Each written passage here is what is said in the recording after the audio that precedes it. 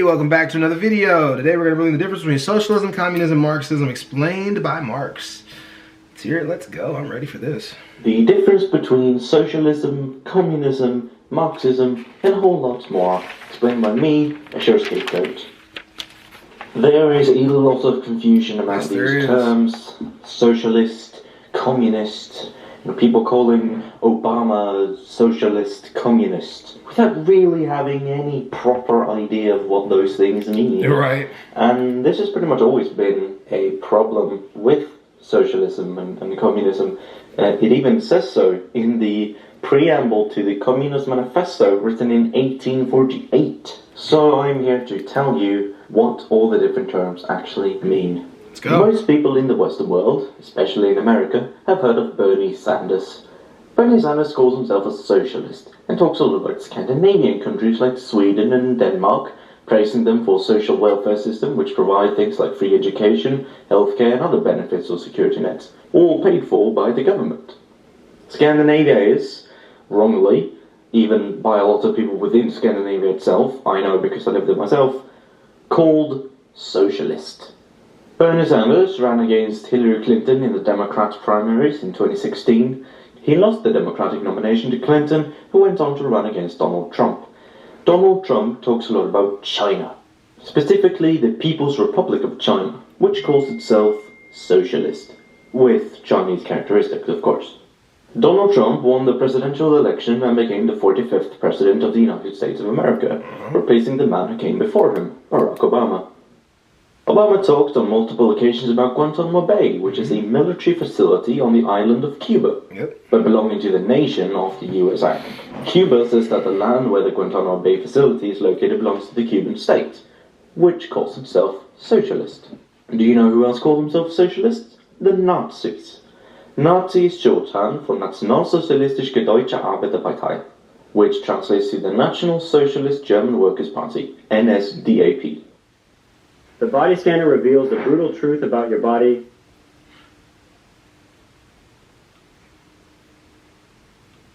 Sweden, Bernie Sanders, China, Cuba, and the Nazis have in common? Well, in practice, nothing. Sweden, not entirely unlike China, is a country with a mainly capitalistic free market system, but with some government intervention and social security paid for by the raising of taxes on those who earn more. Cuba is what many in the world would call communist, choosing not to rely on a private free market, but rather a public, planned economy where elected representatives make decisions about the economy that would otherwise be made by private business owners, like where to build new factories, what they should produce, what the wages should be, and so on. And although many in the West call Cuba communist, Cuba calls itself socialist. Yes, they are led by the Communist Party, but even they say that Cuba is socialist, not communist. And Germany, when it was ruled by the Nazis, also called itself socialist. And although the government was a totalitarian one, which dictated many things about the private lives of citizens, the economy was largely still capitalistic and had a free market, minus some protectionism and sanctions or embargoes here and there. So, what exactly does socialism mean? Well, long story short, it's a pretty vague term that could mean pretty much whatever you want it to mean. Yes. The definition of socialism is a society in which the means of production, distribution and exchange are owned by the community as a whole rather than private individuals. Of the examples that I brought up, Scandinavia, Bernie Sanders, Cuba and the Nazis, the only one that really fits this definition is Cuba. Because the means of production, that is, factories and other workplaces like farms, for example, the means of distribution and the means of exchange are owned by the state, that is, the community as a whole. And the state is democratic, as in run by the people that live in the nation. And so the people, indirectly through the democratic government, control the means of production, distribution and exchange. Now, I'm asking everybody who's watching this with me right now to bear with me on this. Does that sound like a bad thing? Does that sound like a bad thing? If done properly. Sweden and Norway and Denmark own some of the means of production, some of the means of distribution and exchange, but I would say over 90% of the means of production in Scandinavia are privately owned, and so the community as a whole do not control the means of production, distribution, or exchange in Scandinavia. And so Scandinavia is, for the most part, and according to most definitions of socialism, not socialistic. They are capitalistic, following an ideology called social democracy, which I will talk about in a minute. So, I've given you the definition of socialism, or more accurately, I've given you the definition of a socialist society. Socialism, the ideology, is trying to achieve that kind of society. It's what's called an umbrella term, encompassing multiple other terms within it that branch away further. So let's create a nice little infographic thing, right? We have socialism on the left and then capitalism on the right. Simple enough. Under socialism, we have communism. Now, communism is an ideology that strives to establish communist society, which is stateless, moneyless, and most importantly, classless. Think Star Trek. The economics of the future is somewhat different. You see, money doesn't exist in the 24th century. No money? You mean you don't get paid? The acquisition of wealth is no longer the driving force in our lives. We work to better ourselves and the rest of humanity.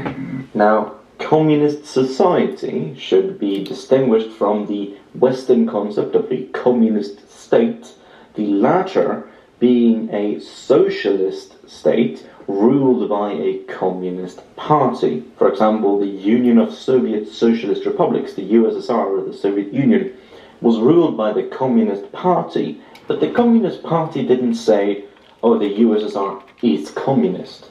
They said the USSR is socialist. Now, under communism, we have two other ideologies, anarchism and classical Marxism. I won't talk that much about anarchism in this video, that will be for another time, but essentially the difference between Marxism and anarchism is that classical Marxism believes in a transition between capitalism and communism called socialism, whereas anarchism seeks to establish communism directly after the overthrow of capitalism and not go through a transitionary period. That said, anarchists still count as socialists. What happens if my dad...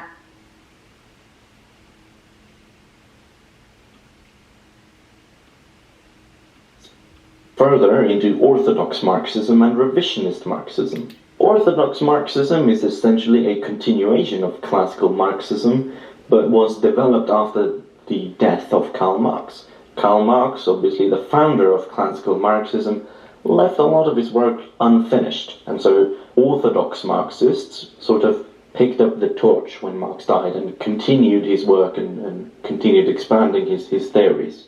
Revisionist Marxism, on the other hand, is an umbrella term for forms of Marxism that have changed one or more fundamental parts of Marxism. Social democracy is a form of revisionist Marxism that has changed Marxism so much that it is no longer socialistic, but rather a friendly version of capitalism. This is the ideology mainly followed by Scandinavia and some other European countries like France, for example. There's also democratic socialism, which is a term so vague that it could actually be either orthodox and communist, revisionist and communist, or revisionist and not communist. The definition of democratic socialism is an ideology which seeks to establish a society with a socialist mode of production alongside a democratic system, as opposed to the Soviet or Workers' Council system of Marxism-Leninism, which democratic socialists generally deem undemocratic. Now, some people will claim that democratic socialism means socialists who want to establish socialism through democratic means. But this is not necessarily the case. Yes, there are democratic socialists who aim to achieve their goals through elections, but there can also be revolutionary democratic socialists who reject participating in elections under capitalism because capitalist elections are undemocratic in their eyes. And they seek to establish real democracy alongside socialism through revolutionary means. Also note that democratic socialism is not the same as social democracy. Social democracy is pro-capitalism, whereas democratic socialism is anti-capitalism, at least in theory. There are some democratic socialist parties which are pretty much social democratic in theory, but just call themselves something else. Moving on. Under orthodox Marxism, we have even more tendencies like Luxemburgism, Leninism, Trotskyism, Maoism, and a whole lot more. These are actually not too different from each other, and so their differences are more complicated and take longer to explain, so I won't do that in this video, but perhaps some other time. Now then, let's recap.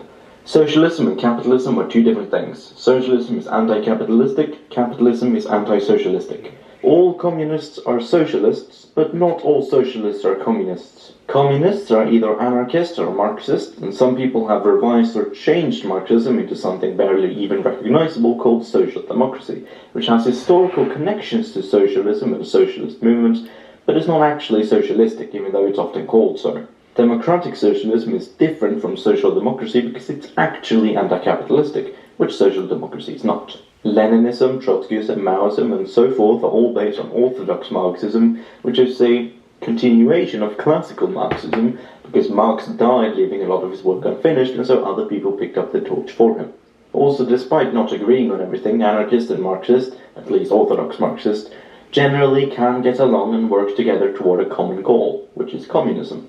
If you would like to learn more about socialism and how it works, or how it could work, or if janitors are going to be paid the same as doctors, or if it goes against human nature, or any of the other frequently used arguments, go to socialism101.com, which is a website that I created in order to answer common questions and hopefully make everyone a bit more educated about what socialism actually is. There will be a link in the description.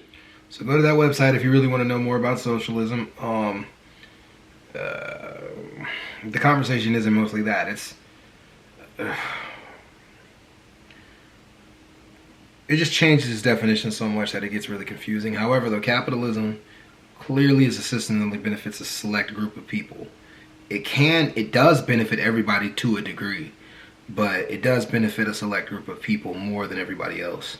However, though, every system somehow still has a form of capitalism in it. So till we get another Adam Smith to drive some type of economic system that's effective for everybody, socialism, no matter what branch you're looking in, Leninism, Trotskyism, whatever, everything he said, democratic socialism, classical Marx, all of the versions, no matter how you're reading it or how you're seeing it, will somehow have to appeal to capitalism in some way.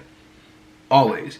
That's the only problem. You know, like, because you have to take from the capitalists in order to get socialism.